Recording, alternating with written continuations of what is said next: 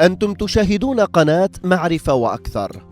سؤال: إذا كان ارتفاع درجة حرارة جسمك هي وسيلة لمحاربة العدوى، هل يجب علي إذن تجنب تناول الأدوية الخافضة للحرارة مثل البارسيتامول والإيبوبروفين؟ هل تعلم يا عزيزي أن ارتفاع درجة الحرارة رد فعل طبيعي من الجسم على العدوى، لذا ينبغي على الشخص ألا يتدخل في ذلك؟ هل تعلم أنه في حقبة ما قبل استخدام المضادات الحيوية المدمرة كان الأطباء يصفون للمريض علاج البيوثيرابي، وهو علاج برفع درجة حرارة الجسم كعلاج لحالات مختلفة من الأمراض، وكانوا يستخدمون طرقا عديدة لرفع درجة حرارة المريض إلى ما بين 39 و40 درجة. ومن هذه المقدمة تنبثق هذه الأسئلة المهمة والخطيرة، والتي ينبغي على كل إنسان أن يحدد موقفه منها. هل الحمى تحسن من أداء الجهاز المناعي؟ لكن ارتفاع الحرارة ضار أيضا، فكيف نتصرف؟ متى ينبغي عليك الانتظار قبل تناول الأدوية الخافضة للحرارة؟ وما هي أفضل العلاجات الطبيعية لارتفاع الحرارة؟ أنصار فكرة فوائد الحمى مستمرون في الإشارة إلى نتائج مشجعة لدراسات تجريبية، وترجح هذه الدراسات أن ارتفاع درجات الحرارة في الجسم قد تحسن من أداء الجهاز المناعي وتقتل البكتيريا، وتساعد في تحسين فعالية المضادات الحيوية الطبيعية. ولكن الارتفاع الشديد في درجات الحرارة للإنسان يكون سبباً في متاعب صحية شديدة الخطورة، ويقوم جسم الإنسان بالتعامل مع هذه الحرارة الشديدة عن طريق إفراز العرق، ولكن يحدث في بعض الأحيان ألا يكون هذا الرد من الجسم كافياً للتخلص أو التخفيف من حدة هذه الحرارة.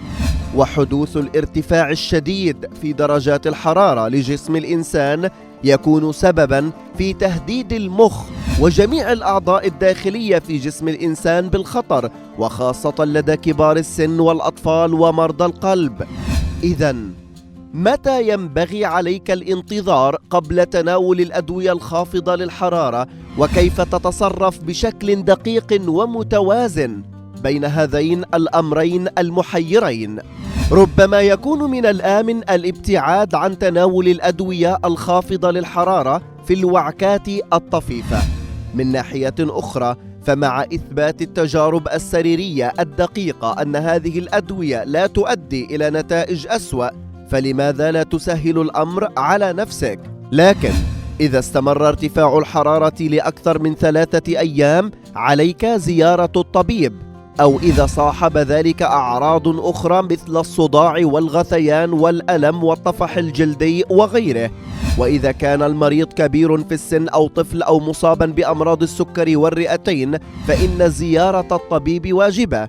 وينبغي هنا أن ندرك أنه ينبغي أن نلجأ إلى علاج سبب ارتفاع درجات الحرارة.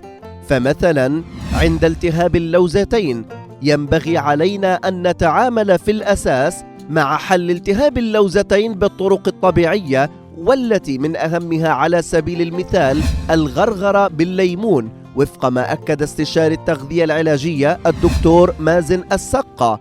ولا ينبغي هنا تناول مخفضات الحرارة، بل ينبغي الاكتفاء بتلك العلاجات الطبيعية المعروفة والتي يمكن من خلالها التعامل مع ارتفاع الحرارة.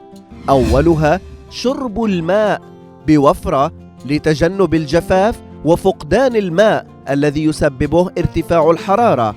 استخدام كمادات الماء البارد خاصة على منطقة الجبهة، وتعلم الطريقة الصحيحة لاستخدام تلك الكمادات. الراحة والنوم الكافي والتخفيف من الملابس الخانقة. تنظيم الطعام وتجنب الأطعمة الثقيلة، وتناول الخضروات والشوربات الصحية.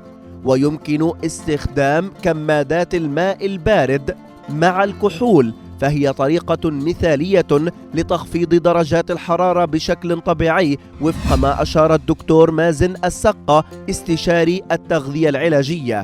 إذن هي منظومة متكاملة ينبغي أن يتوفر فيها علم دقيق بما يجري داخل الجسم، وينبغي الانتباه لمعالجة سبب ارتفاع الحرارة بالطرق الطبيعية، مع أخذ بعين الاعتبار تلك العلاجات الطبيعية التي يمكن أن تساعد في التخلص من هذه المشكلات الصحية.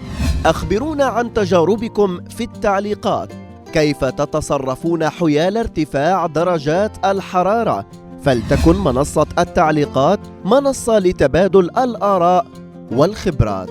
شكرا لكم على حسن المتابعة وكرم الإصغاء، وهذه تحيات محدثكم أحمد وفريق عمل معرفة وأكثر.